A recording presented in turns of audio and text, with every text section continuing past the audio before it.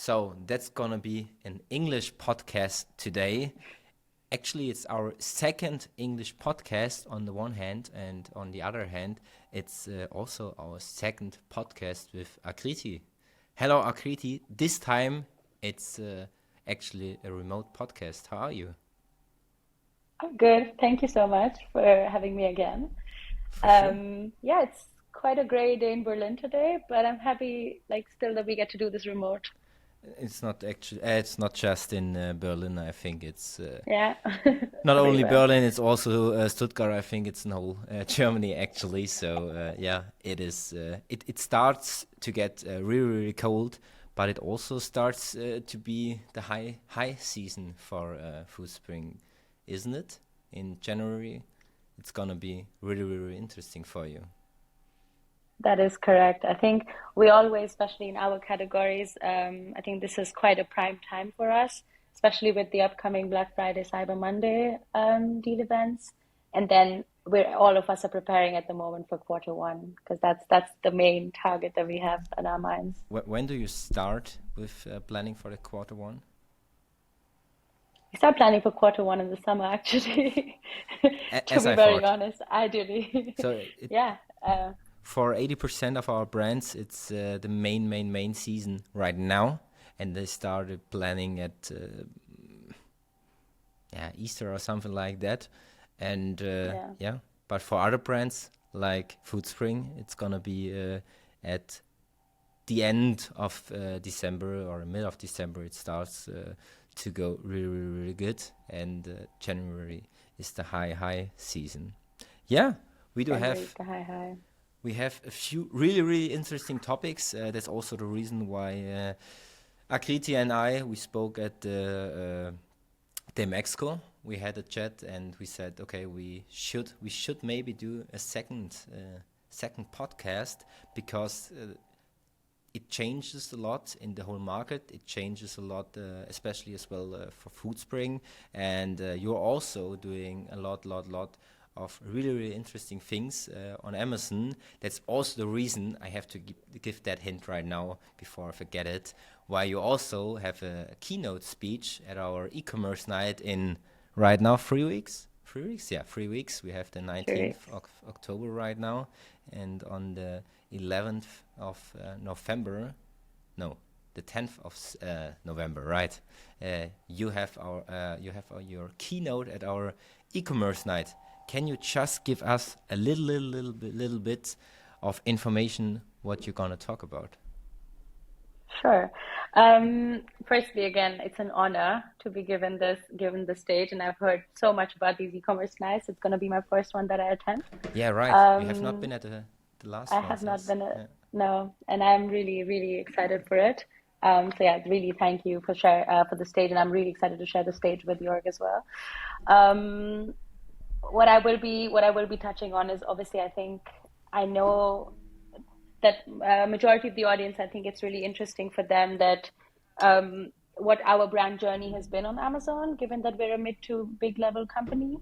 And I want to touch on what I have noticed, or what my biggest theme has been throughout my life journey, or throughout my journey with Foodspring, and with and with Amazon ads, and going deeper into topics that I think could be interesting for our community, or learnings that they could take from our journey. So, Yeah. yeah, So it's if quite vague, but I don't want to give much away. I think that's gonna be really interesting, and for everybody who's not gonna be at it, should I say that? No, fuck it. Who's not gonna be at e-commerce night? We're also gonna upload that on YouTube. So I'm actually really excited for the speech, for the speech, and we're also gonna upload it for everybody who's not gonna be able to join to the e-commerce night. But I think we can, or maybe it's smart for everybody who not heard something about you to do a small or a quick introduction to you as a person, what you're doing, and also maybe to the company, to the brand Foodspring, what Foodspring is all about. Sure. Yeah, so my name is Aakriti Malhotra. I am originally from India. I grew up in the Middle East. I've been in Berlin for the past 5 years. I've also primarily of that journey with Foodspring. So I've been with Foodspring now for 4 years. I'm leading the marketplace channel at Foodspring, and our primary marketplace currently also being Amazon. Foodspring has now existed for almost around 10 years plus. We are a very, very relevant and a very, very full of nutrition, high quality nutrition brand in the supplements and protein category. And we aim at providing really lifestyle, high quality nutrition products to our consumers. So a lot of our best sellers include our whey proteins, our vegan proteins. Our protein ranges are quite popular amongst our consumers, and also we have a lot of supplements and vitamins and categories in Amazon as well. Yes. And can you, before we get into the Amazon and e-commerce strategies and so on, can you give us a little overview, at least, where you sell or where Foodspring is selling their products mainly? Sure. So as we started off as a very D2C focused company, where our biggest main selling sales channels was our web shop, and over the years we've now expanded, and we are a very omni-channel focused company, and we sell in 3 main sales channels, which is a web shop, and our retail sales are quite growing post COVID as well, and then we sell on Amazon as well across all of our EU markets. So we sell in 5 primary EU markets, being Germany and Italy being our biggest markets, and then we also present in Spain, France, and the UK. Nice. So I think that's enough for a good overview, or to have a good overview. When we started to work together, or the focus of the brand and the focus of their partnership with eFly or with Foodspring and eFly has been primarily, at least, growth.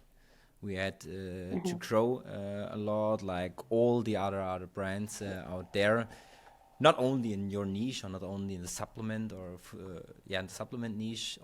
Mainly, it was all about growth. Now it all changed, or it not all changed, but in most of the brands, it changed a lot. At least they want to do profit. They want to be profitable at the marketplace itself. They want to be profitable as a whole company.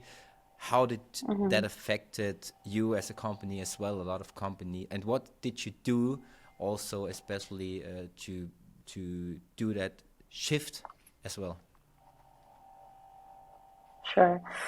I think that's a really excellent question, and I think this is very relevant especially in our industry at the moment, or in Amazon, as every seller's biggest focus currently post.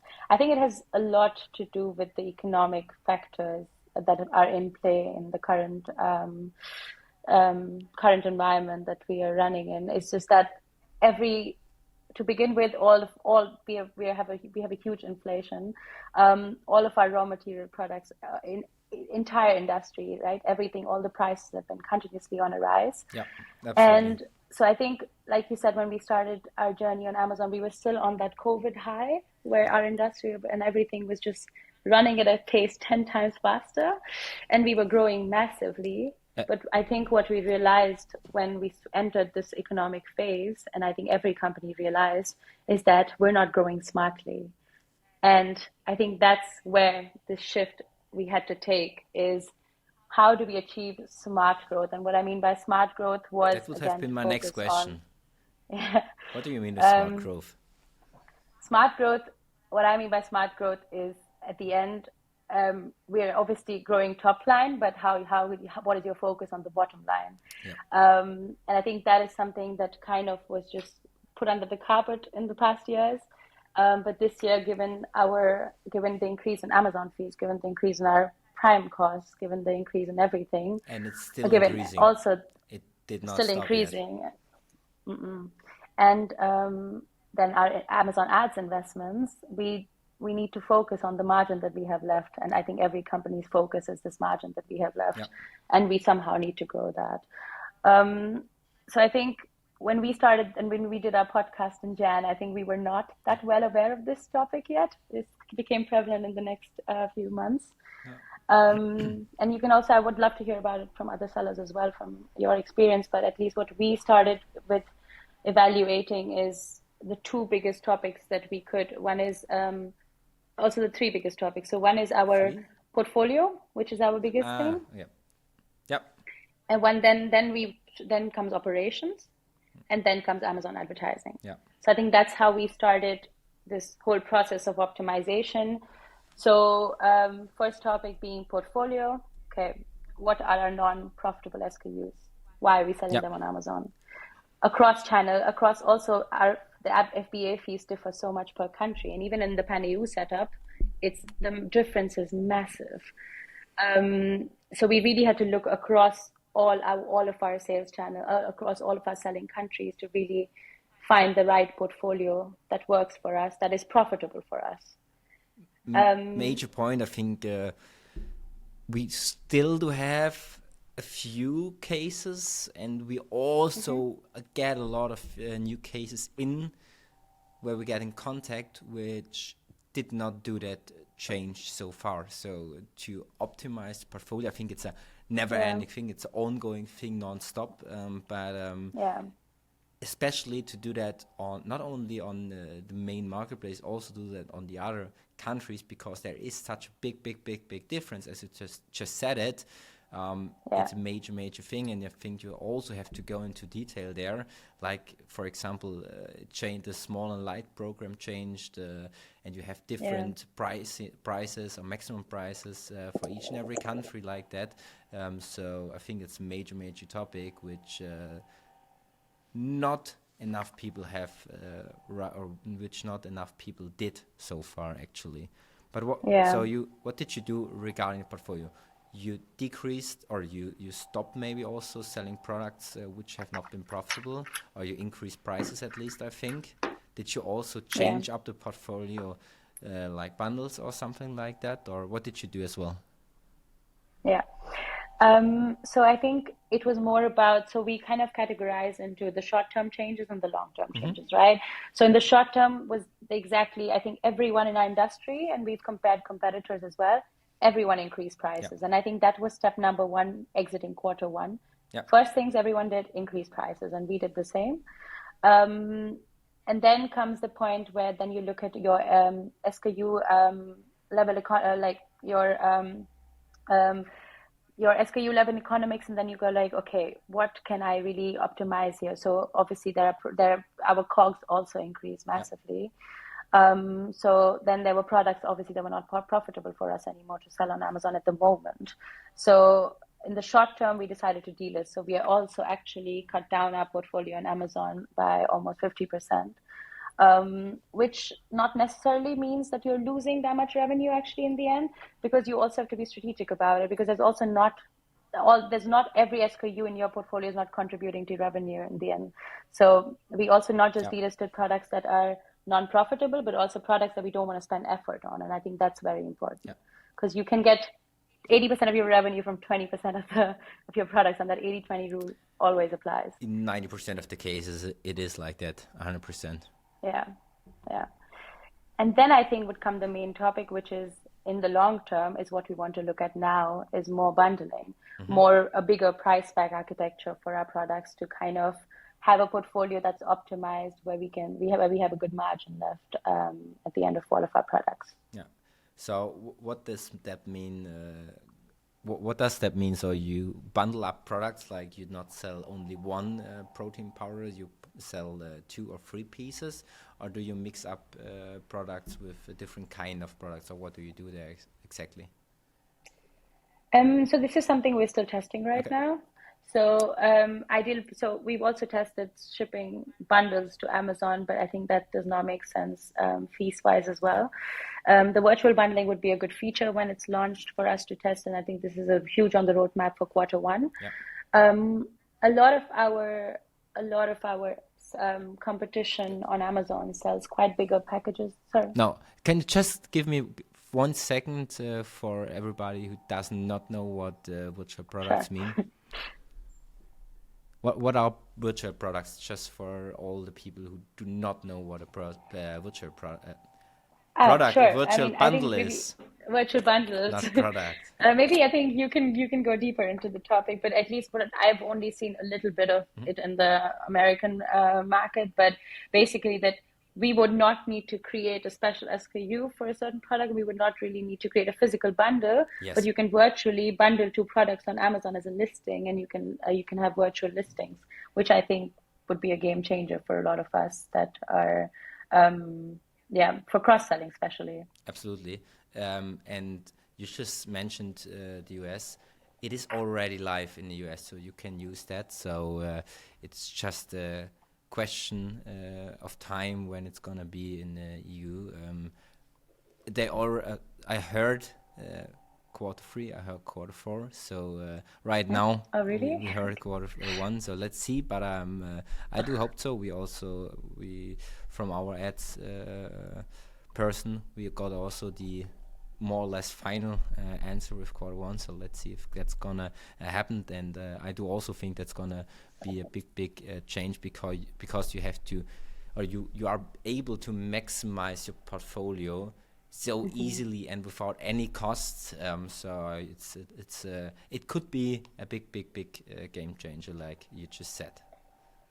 So For sure. And for us to increase our average order values, right? Average basket order values. absolutely. So right now we are in the topic of the portfolio. What you did to what you did the last months actually regarding your strategy to get more at the bottom line out of your growth on Amazon portfolio. Is there anything else you did or you could give as a tip for all the listeners? I mean, there's no hiding. We also have to cut down on advertising spend. And I think We had. we had, and there was a lot of optimization done there. I think you just have to get smarter with where you spend Yeah. and what products you spend. So again, I think biggest thing we did was the margin analysis per product. And I think there you really get an idea of which products you really want to invest money in, because there's a good ROAS on those products. Yeah. And the rest, so I think definitely we have to cut down a lot of advertising spend, but it's not permanent. So we can always start scaling and growing again. Yeah, but I think that's something throughout all the brands that you have to decrease your not the budget at the end of the day, but it's always gonna end as a budget. We all the brands had to decrease their takers or ACOS or takers at least because the costs got so much higher, so you're not be able to do the same of advertising you have been able before because your margin just got lower at the end of the day. Exactly. Yes. What have been the main things you did in the advertising space to decrease the ACOS on the one hand, and the other hand, hopefully as well the takers? So I think one thing in the long term we did was, in the short term we did was that we started focusing a lot on our lower funnel audiences. So just to improve our ROAS and just to focus on really relevant audience for us at the moment. I think our biggest goal was to convert lower funnel audiences. So including, that also means a lot more focus on branded keywords at the moment. That also means a lot. So prospecting is there for certain products where we know we're quite good at converting. But for products that we know right now doesn't make sense, we're just focusing on lower funnel advertising. Yeah. So also for DSP, for example, most of our budget right now goes on lower funnel. Yeah. So it was maybe a fight, and it was a fight actually for you, Aakriti, and for Annika at our team who's managing the account together with Aakriti and Mihi to be able to decrease the takers and ACOS and so on and so on. But it worked out with all the things you just said. It was primarily, but at the end of the day, it was primarily, if I'm right, that we focused a lot on the main products to do general advertising and do more or less no advertising or just branded advertising for the 80% of the products and focus on the other 20%. Is right? Yeah, exactly. Yeah. And also just the right placements. Also, like, we don't need to win for every product. We don't need to win the top spot and the top slots. So just, Can you just explain smarter that? about that. And Annika Nishi did an amazing job actually at that. That's a really, really important point. I think not enough people have that on their agenda. What do you mean with not advertising on the first spot, and what could I do rather than that? Sure. I mean, so I think in the past, for example, I can give you a very small example. Like when people look for protein, for example, it was our biggest goal that we pay the highest amount to be on the top first 4 slots that there are, the sponsored slots. But over time, we also realized, like, yes, I mean, that's obviously where you get the most visibility, but also the worst ROAS, and it's also the most expensive slots. Absolutely. But if you bid a little bit lower, you could be in the middle of the page, and that the conversion is still not that bad. It's still quite high, and I think you can also choose how. I think so. Video placements obviously have a lot more conversion rate, is way higher. So there's also what you can do instead is also then invest in video placements rather than investing in the top sponsored product slot, and I think that also worked out really well for us. So we just had to test. We just tested a lot of different strategies, and then. I think that's also really important if you have a product which is really, really ranked good regarding, or which is ranked good organic-wise, to decrease the advertising, not stop it totally, but decrease it on at least those main keywords, those main targets, and to be seen first as an organic listing or as an organic product, and afterwards as a paid product. So that's also a lot of the times it is a key thing to do to be able to decrease the takers a lot. There's also a new thing you just mentioned, sponsored brands like videos and so on. I think they launched it a week ago or a few weeks ago with the different pictures.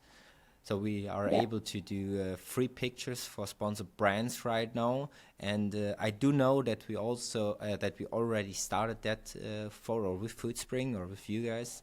Do you already know the first, or do you have already a few insights for us? Because I do not know. I just do know because I saw it on Aakritis. I just want to say on Annika's laptop, but I do not know what the results are yet. No, actually, I think we just set it up last week, or this week, actually. Annika set it up for us. It looks great. I think the slideshow is a great addition. Absolutely. Because you can promote a lot more lifestyle. I think you can add 5, if I'm not wrong, 5 images. So it's great because then you can show the brand as well as you can show different lifestyle images. So I think I really assume, like on Facebook, it used to work quite well back in the day. So I'm assuming on Amazon as well, it's going to work quite well. But hopefully I can probably share insights on E-Commerce Night about it if we find them. Yeah, nice. So it's also pretty good, especially if you do not have your own video content for some products. I think it's a really, really good addition. That's the reason why I just said it, because you brought the topic up with the video ads. All right. Yeah, and I think one really nice point that you mentioned was about the organic rankings, because I think in the past we've also spent so much money already to spend on advertising, so that obviously increases our organic rankings and the sales velocity as well. That I think once you're decently organic ranked, the goal is eventually to get to the highest organic rank, so you can cut down on your advertising spend completely, right? 100%. So that's definitely Yeah. So you also did a lot. So at the beginning, I said that we want to look on what Foodspring or what you, Aakriti, especially did on Amazon in the last months since our last podcast. But we also want to look what you did, especially not only on the strategic side for the profitability and so on and so on and so on. We also want to look at what you did on things like an Amazon Marketing Cloud, where you did a lot of interesting things. You just mentioned a few at the beginning, where we connected with DSP at the end of the day, and which you only have, if I'm not mistaken, the goal to make it all better at the bottom line. So it's more or less an addition to the strategic part regarding the bottom line. Yeah, definitely. I think, yeah, so ever since we started the strategic shift this year, I think I realized more and more that I really want to focus a lot more on AMC, especially that now we have access to this data. You also And started really early regarding the yeah, AMC, so you started right away, actually.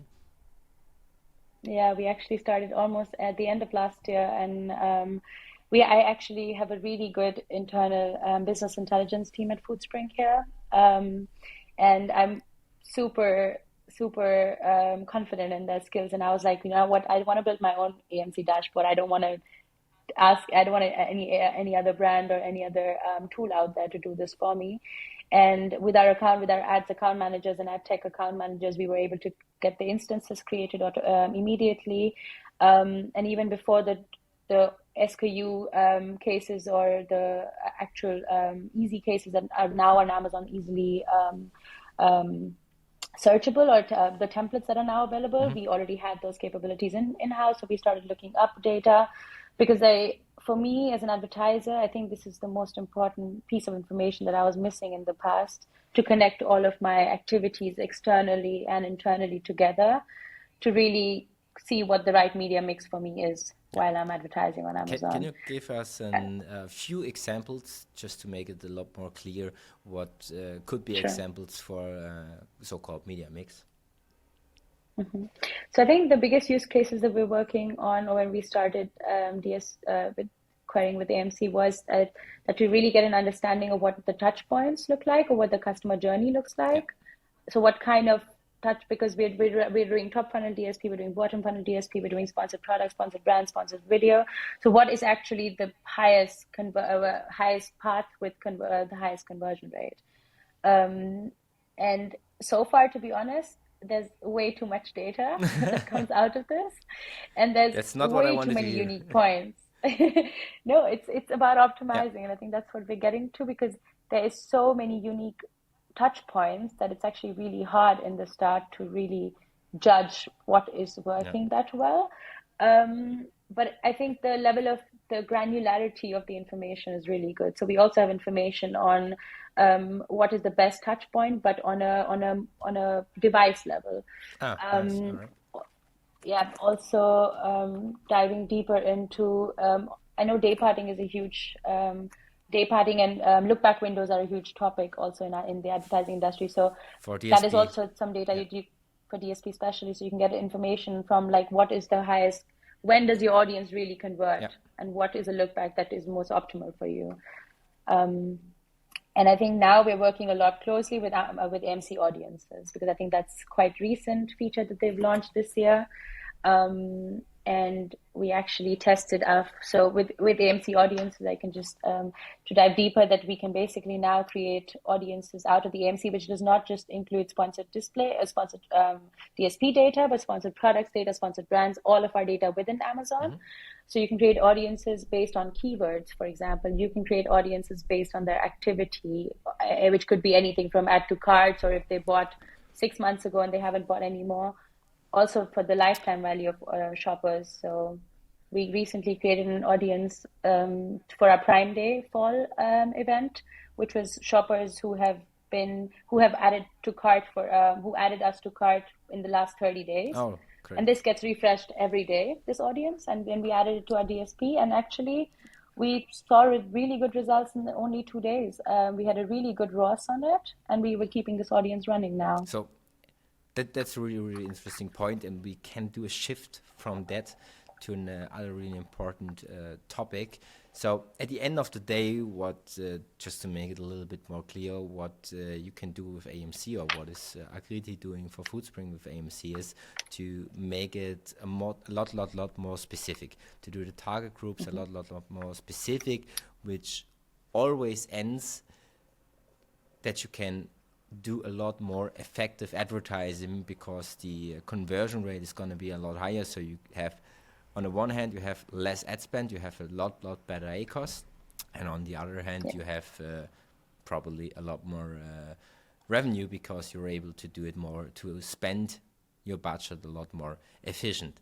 So you also connected it with a deal event with the fall Prime Day, which just has been the best deal event or the best Prime Day, the best Prime Day for Amazon so far, and with I think nearly 14 billion in revenue.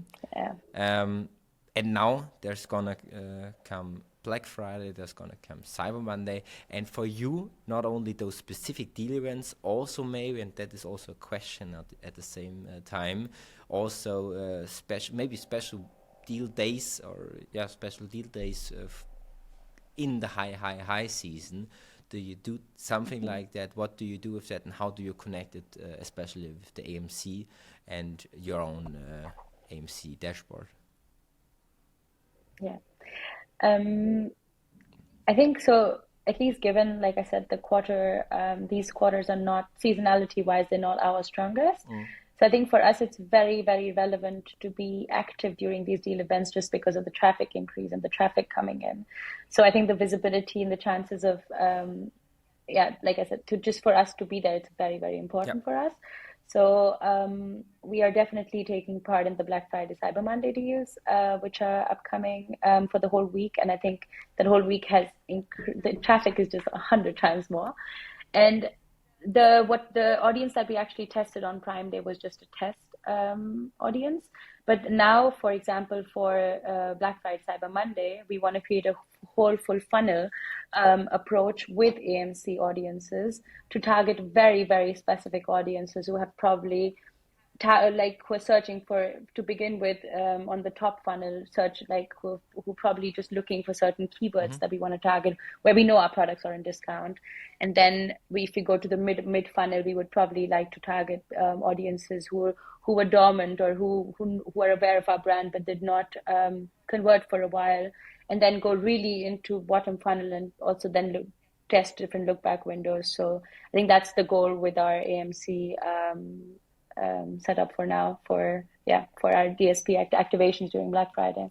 Do you also do specific deal days, or there are no deal events? So do you do specific deal dates during your high season, or do you do not do that? On Amazon, we always only take part on the main deal events, All all the Prime Days and the Black Friday, Cyber Mondays. Yeah. All right. So I think we had a lot of really, really interesting things so far in it.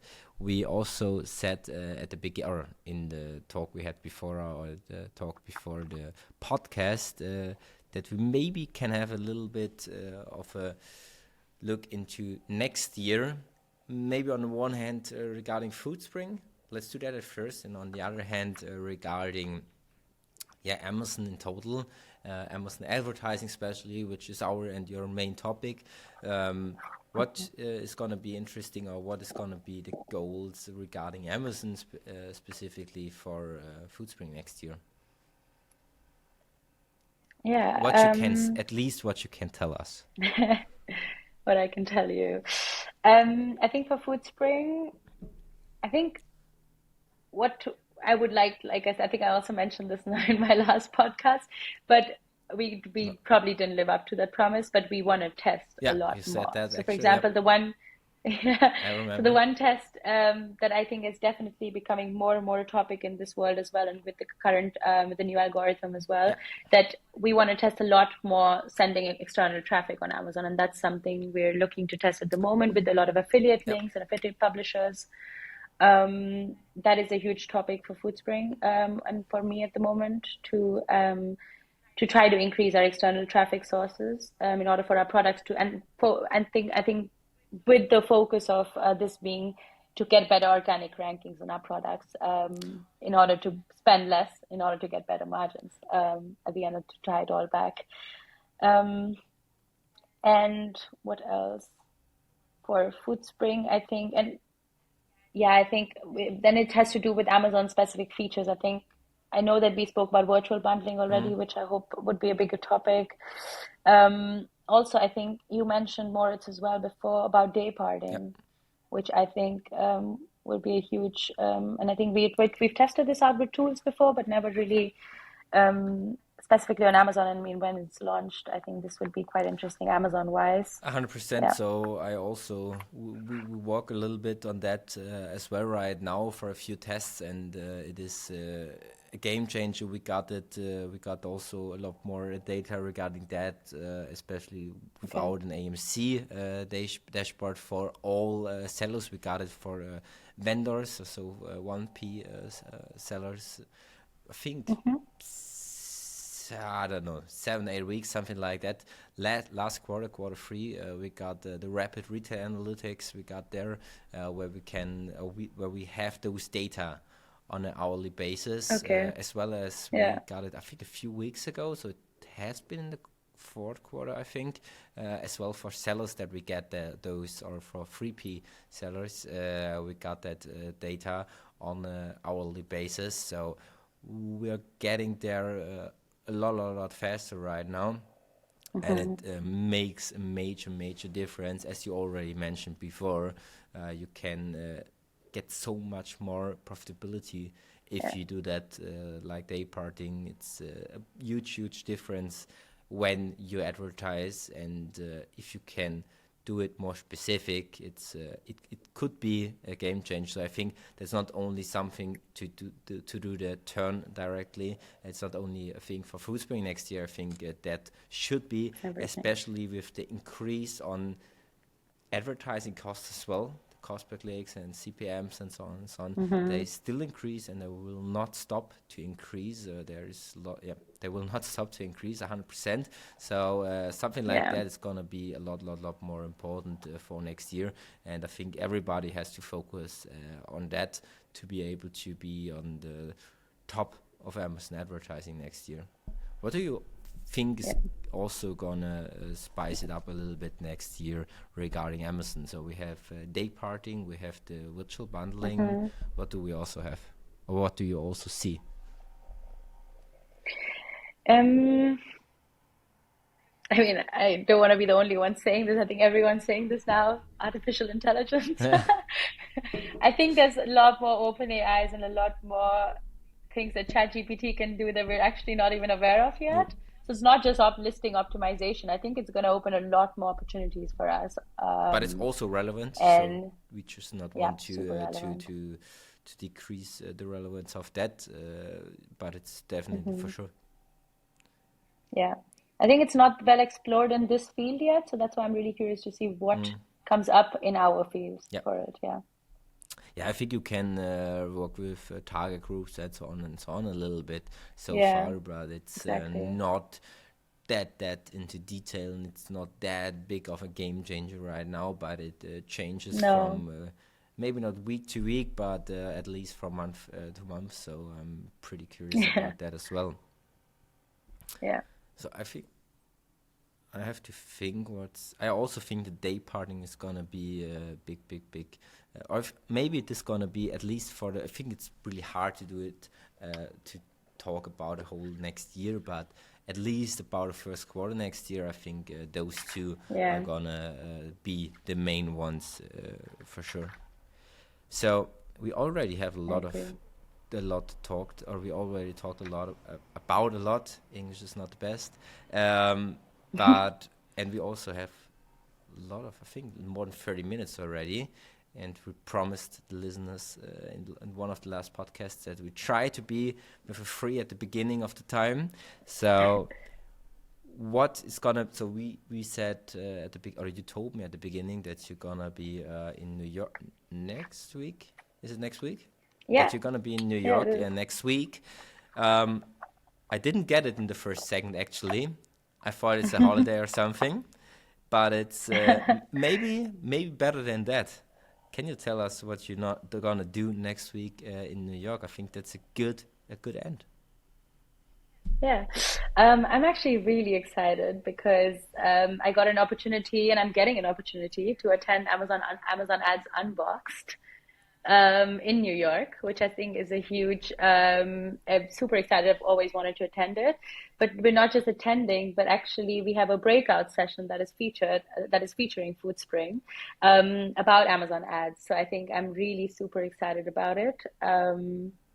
And yeah, it's not just a holiday, but yeah, Can you just give also a holiday. a few sentences what Amazon Unboxed is? I do not know. I don't think everybody does know what Amazon Unboxed is. And one small hint before I forget it, it's also, I think the first time, I'm not 100% sure, but the first time as well in Europe this year. It's going to be in London.